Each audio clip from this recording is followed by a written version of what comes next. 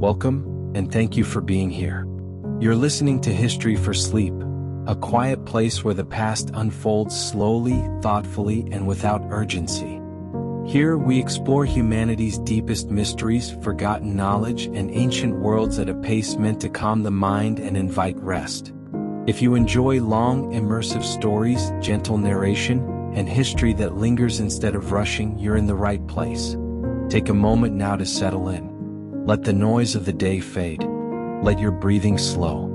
Tonight, we're stepping into a time before clocks, before dates, before numbered years.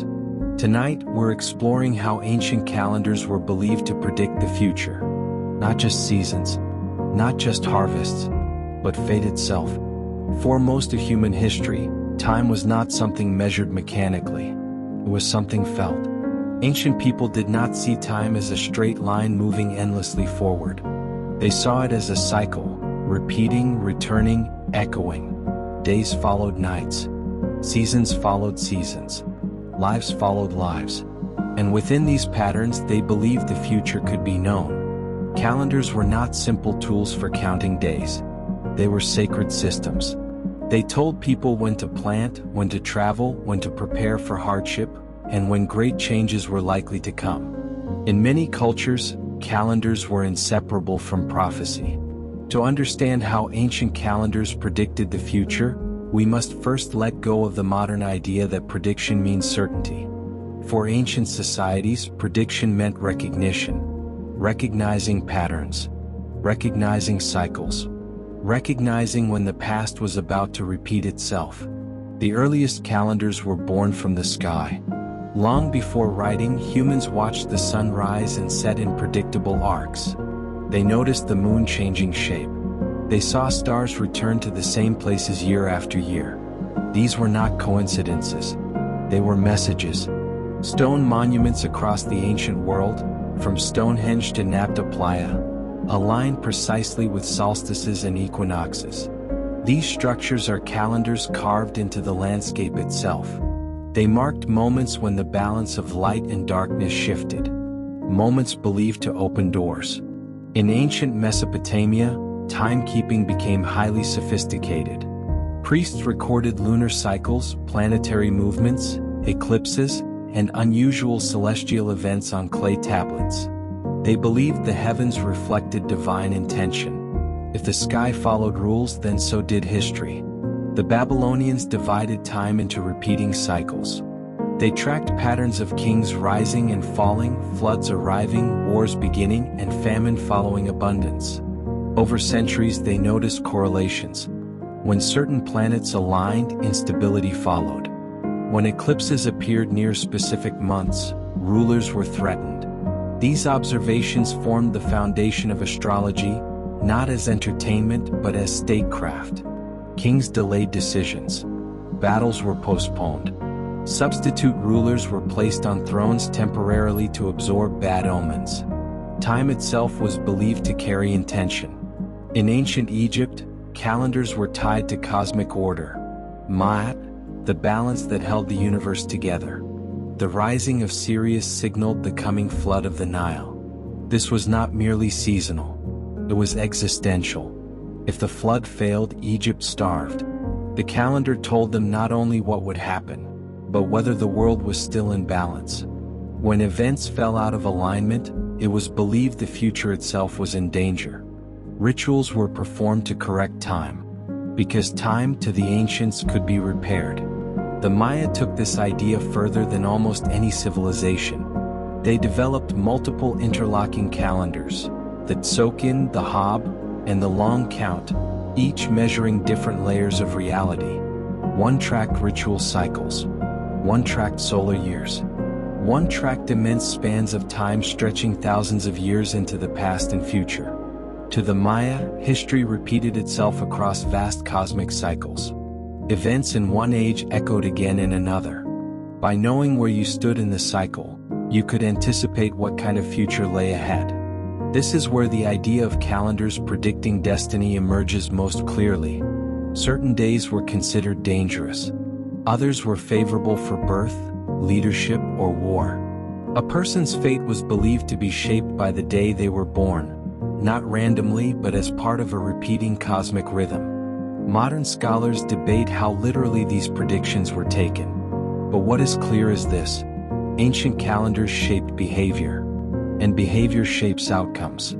Which raises a powerful question. Were ancient calendars truly predicting the future? Or were they guiding humanity into fulfilling it? As we continue, we'll explore how calendars became tools of prophecy, control, and warning. We'll examine the theories that suggest ancient civilizations understood long-term cycles of collapse and renewal. And we'll gently separate what we know from what remains mysterious. For now, let time slow. Imagine a world without clocks, without deadlines, where the sky itself tells you what comes next. As calendars grew more complex, they began to serve a deeper purpose than marking days. They became instruments of memory. Ancient societies believed the past was not gone. It was layered beneath the present, waiting to return.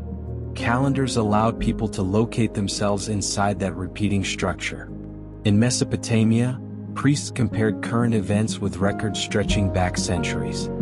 Floods, eclipses, plagues, wars, all were logged carefully. Over time, patterns emerged.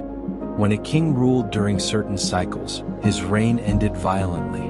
When specific omens aligned with certain months, famine followed.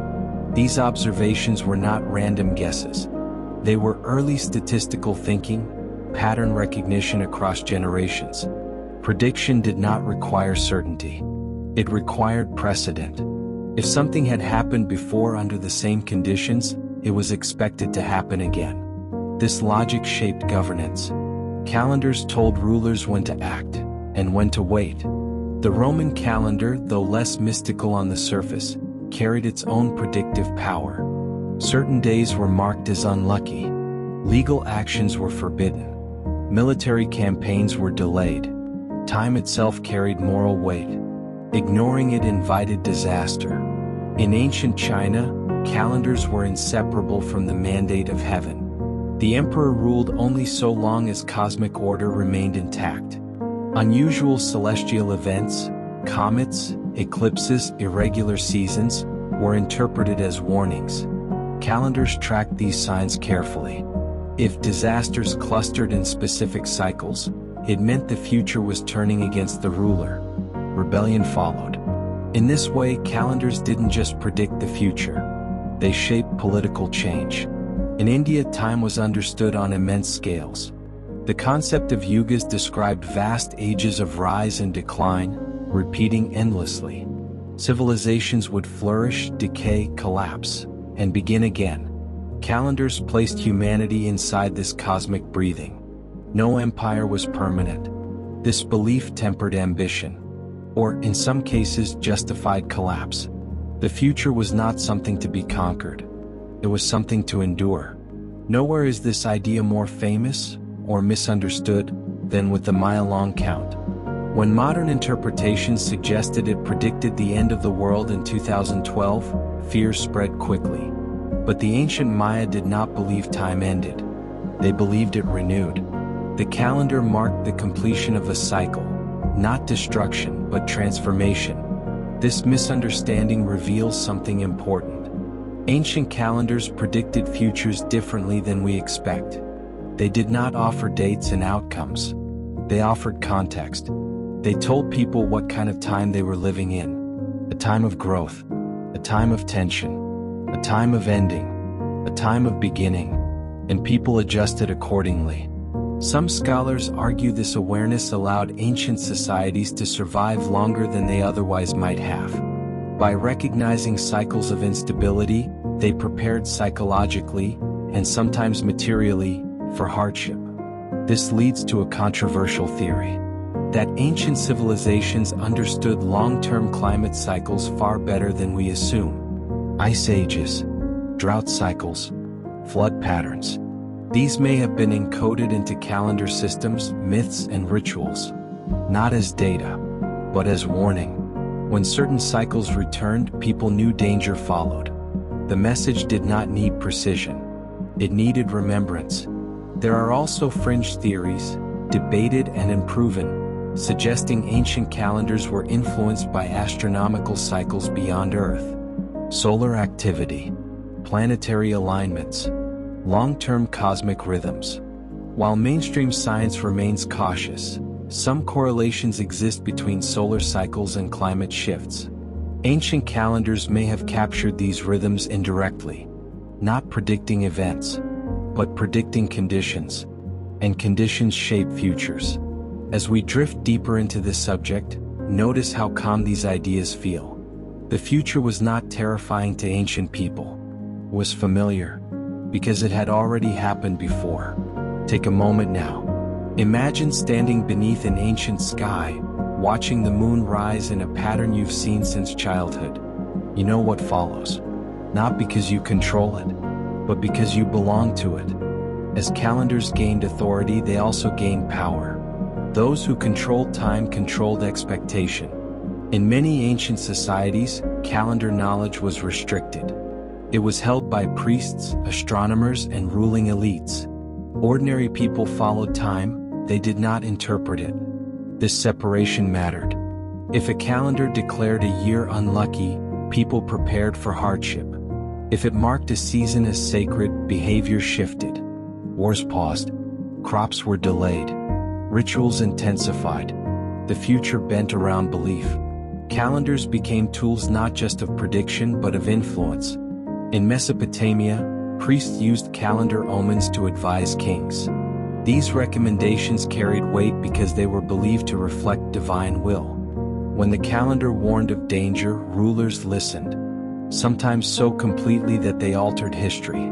There are records of kings stepping aside temporarily during predicted periods of misfortune. Installing substitute rulers meant to absorb cosmic punishment. The calendar predicted a crisis. The response created it, or prevented it. In ancient Mesoamerica, timekeeping was deeply personal. Each day carried a character, a temperament, a destiny. Children born on certain days were believed to possess specific traits: leadership, creativity, volatility. Calendars did not predict who someone would become. They framed how society treated them, which raises an uncomfortable truth. Prediction does not need to be accurate to be powerful.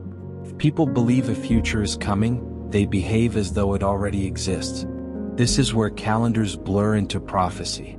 Were ancient calendars foretelling events, or shaping belief systems that guided outcomes? Modern psychology suggests expectation strongly influences behavior. Ancient societies understood this intuitively. Calendars synchronized entire populations.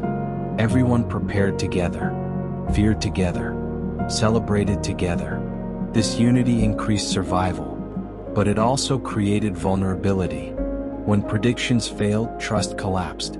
In some cultures, this led to reform. In others, it led to upheaval. Calendars were sometimes rewritten after disasters, resetting cycles, renaming years, redefining meaning. Time was flexible. Truth was negotiable. This adaptability allowed calendar systems to survive for centuries, but it also opened the door to conspiracy. Some researchers suggest ancient elites may have manipulated calendars intentionally, exaggerating omens to maintain control. There is limited evidence, but the incentive existed. If time itself appeared to validate authority, rebellion became sacrilege. Still, not all calendar knowledge served power. Many calendars emerged from deep observation and humility. Agricultural calendars, especially, were grounded in survival. Plant too early and frost kills crops. Plant too late and drought wins. Prediction here was practical. Failure meant hunger. Over generations, calendars refined themselves, responding to mistakes, adjusting rituals, evolving. This slow refinement produced remarkable accuracy. Ancient calendars predicted monsoons, floods, migrations, and disease seasons with consistency. They did not foresee individual events. They foresaw probabilities, which is, in truth, how all prediction works. As night deepens, let this idea settle. The future has never been fixed. It has always been shaped by patterns, belief, and response. Ancient calendars did not command fate. They offered warnings, and sometimes that was enough. Ancient calendars, at their heart, were not about fear of the future. They were about reassurance. In a world without modern certainty, knowing that time followed patterns brought comfort. Even disaster had rhythm. Even loss was expected to pass. Calendars reminded people that nothing lasted forever. Not famine, not empire, not fear. This understanding softened the unknown. The future became something to prepare for, not something to dread. Modern society often imagines ancient people as obsessed with prediction, prophecy, and doom. But the truth is gentler. Most calendar systems emphasized balance. Times for work, times for rest, times for celebration, times for mourning. The future was not a single moment rushing toward them. It was a landscape they moved through slowly. Ancient calendars taught patience. They trained people to wait for the right moment, to plant, to speak, to act. In doing so, they reduced chaos. Even when predictions were wrong, the structure itself provided stability. As writing faded and empires fell, calendars endured. They outlived kings. They outlived cities. Because time, once understood, is difficult to forget. Today, fragments of these systems still shape us. Weeks, months, holidays. A sense that certain times feel different from others. We still live by inherited rhythms.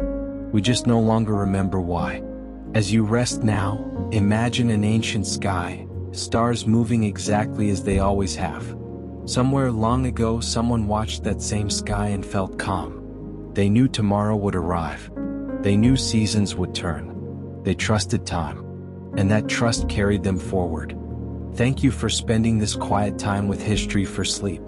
If these stories bring you rest, let them fade naturally into dreams. Time will continue. The future will arrive when it's ready. And history will be waiting, calm, patient, and timeless, whenever you return.